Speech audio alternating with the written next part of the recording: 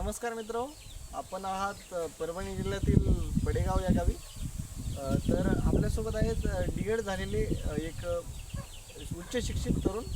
तर त्यांनी बऱ्याच दिवसापासून कोंबडी पालन या व्यवसायामध्ये ते कार्यरत आहेत.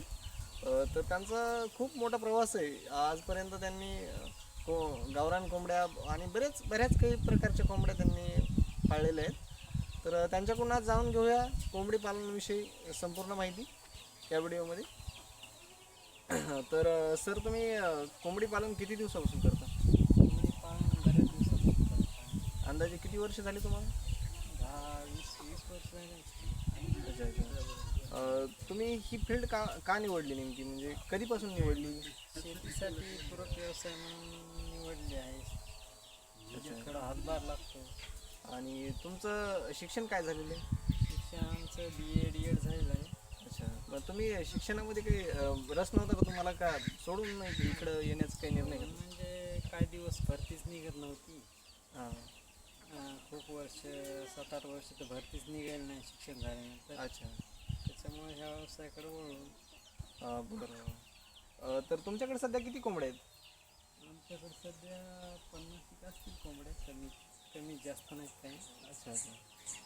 आणि याचं नियोजन म्हणजे एकदम यांना खाद्य कोणत्या प्रकारचं वापरता तुम्ही? खाद्य म्हणजे गहू, बाजरी, तांदूळ, ज्वारी. अच्छा, म्हणजे जे मिळेल ते आपलं जे कोण? मिळेल ते टाकायचं. अच्छा कमी कोंबड्या असल्यामुळे रोग पण येत नाही. अच्छा, म्हणजे याला लसीकरण पण कोणत्या प्रकारचं नाही? लसीकरणची गरज नाही. जास्त कोंबड्या असतील तर लागते लसीकरण गरज. अच्छा. आणि 50 कोंबड्यापासून तुम्हाला अंडे किती मिळतात? अंडे भेटतात 2-3 दिवसात. अच्छा.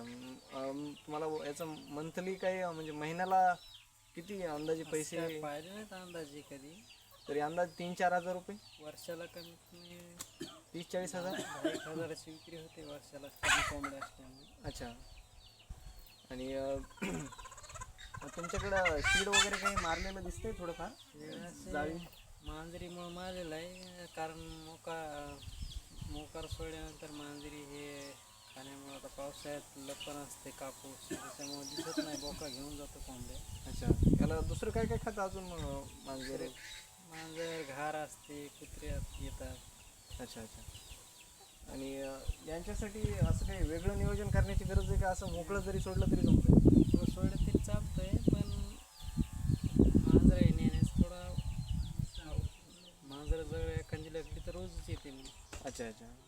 आणि एक कोंबडी किती किलोपर्यंत भरते? याचं वजन काय होतं नेमकं? कोंबडी सरासरी 2.5-2 किलो भरते.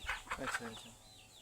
आणि एक किलो कोंबडी जी आहे ती तुम्ही नगावर विकता का, म्हणजे किलोवर विकता का नगावर? किलोवर 500 रुपये किलो. 500 रुपये किलो. म्हणजे हा व्यवसाय तुम्हाला एकदम फायदेशीर वाटतो का, असं जास्त प्रमाणात करण्यासाठी? जास्त प्रमाणात केलं तर फायदा आहेच याचा. अच्छा.